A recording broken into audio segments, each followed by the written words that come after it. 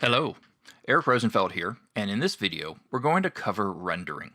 You've worked hard in After Effects, and now you need to deploy your motion graphics out into the world, so you're going to need to make a movie. In this video, I'll show you how to render a movie out of After Effects, as well as discuss the most common settings. Before we begin, I should say something quick about technology, tools, and why it's worth learning how they work. So many of our tools in design have been simplified to a point where we don't need to know how they work. However, a tool like After Effects doesn't hide anything from you. It gives you options upon options so that you can create exactly what you need. At first, this might be aggravating, but stick with it. In time, you'll know what features you need and don't need, and you'll come to appreciate the depth that a tool like After Effects gives you. So let's begin.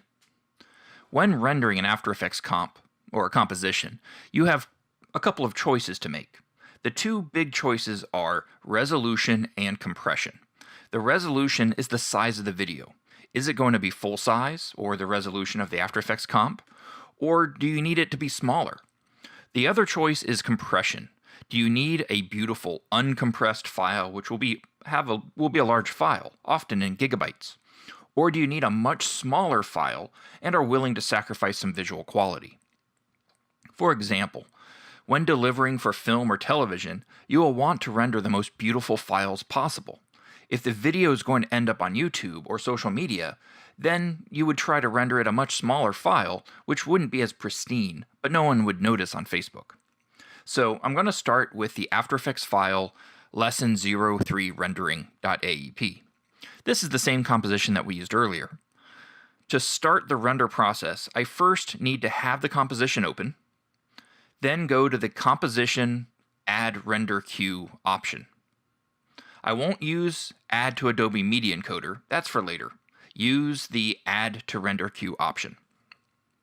The render queue is the list of what's going to be rendered.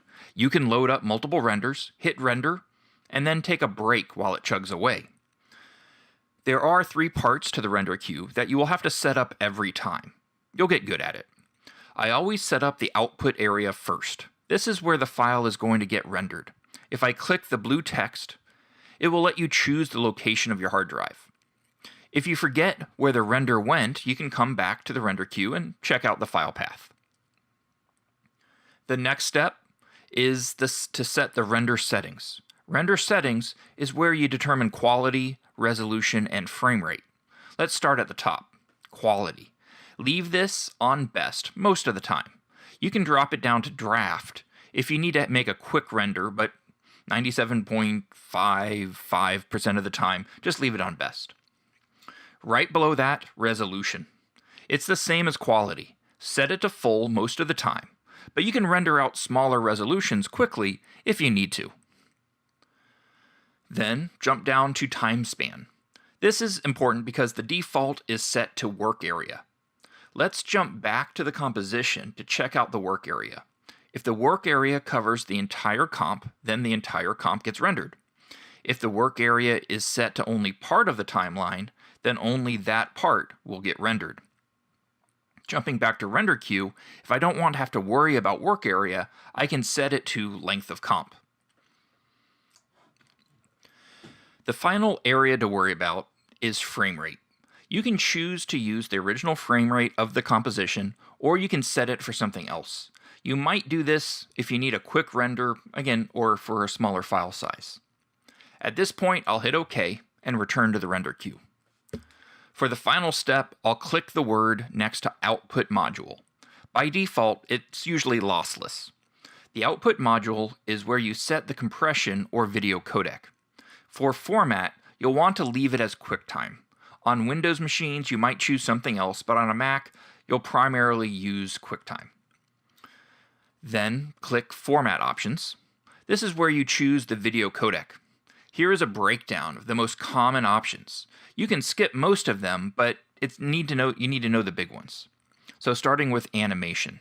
Animation is nearly uncompressed. You can almost consider it lossless. It looks great, but it will be a pretty big file. Then on this Mac, I have Apple ProRes. If you have Final Cut installed, you'll have access to the Apple ProRes codecs. These are pretty common in the industry. They're great when working in a professional workflow where everyone has these codecs. But if you have, a mixed set of PCs and Macs that you're delivering to, it might not be your best option. Now, H.264. This codec is the standard for online delivery. If you need as small a file as possible and are willing to sacrifice a little quality, H.264 is great. You don't want to use it for something like broadcast television, but it's great. It's a great little codec for most things web and mobile related. If you're turning in video projects to your teachers, you'll want to use this codec most of the time. PhotoJPEG. PhotoJPEG is ancient, really old, but I know a lot of people that are still using it, mostly because it plays nicely with other software. It's not very complex. A lot of VJ software out there that's used for mixing live video and music will prefer PhotoJPEG or some other type of compression. Okay, now that I've introduced you to some of the most common video codecs, I'm going to pick animation. For this example, I'm going to re-render the video into many other codecs, so I want to start with an uncompressed file and then compress it later. Also, while I'm here, take a look over at the channels options. Normally, it will be set to RGB and millions of colors. However, let's say you want to render a video on a transparent background, so you can then take it into some other software such as Premiere and composite it on something else. Then you'll want to select RGB plus alpha. This means it will render the alpha channel, which is essentially all the transparency information in the file. If you don't need transparency, then just leave it on RGB. Finally, audio. If you have audio in your projects, you'll definitely want to double check this. I've delivered a lot of projects and forgotten to include the audio. Thankfully, with the recent updates to After Effects, there's an auto option. This means it will include audio if there's audio in your composition. Recently, I did some work that was getting synced with some very specific hardware. In this case, it was robots. The video needed an audio track for the timing on the robots, even though there wasn't any audio in the After Effects file, so I needed to select Audio Output On. At this point, I'll hit Render and wait for After Effects to do its work. You'll get a very rewarding chime when it's done. When you first are learning motion graphics, your renders won't take very long. But as you get more advanced, it's possible to make projects that can sometimes take hours to render. Alright, it's done. So let's check out the renders. I have them named by the codec I used. Notice animation is the largest, and as I add compression, the file gets smaller. Take a moment and practice rendering out the file. At first, rendering can be intimidating, but hang in there. Render out a few movies, and you'll get the hang of it soon enough. Go forth and render.